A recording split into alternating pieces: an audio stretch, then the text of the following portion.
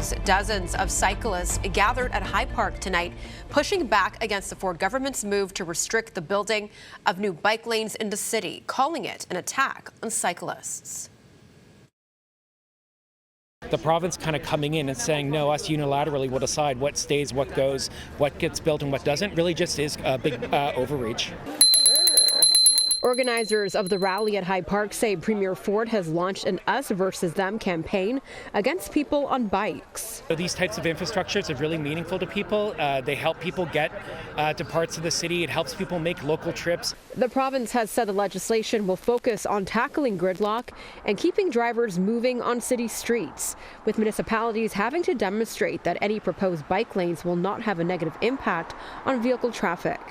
Many here say the idea could be potentially dangerous for those who cycle regularly on our roads. We cannot throw away human life for the sake of slight driving convenience. That's not acceptable. That's not okay. Mayor Olivia Chow says she opposes the limitations of power by the Ontario government. It's always better when we work together, and we can always improve things. So let us also remember all mode of transportation is important. And we need to make it safe so we don't have deaths, because we are committed to Vision Zero. So let's work together.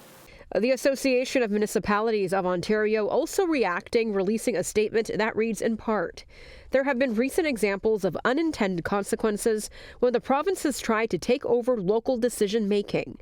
We urge the province to respect local decision-making when considering transportation improvements and not repeat its mistakes of the past."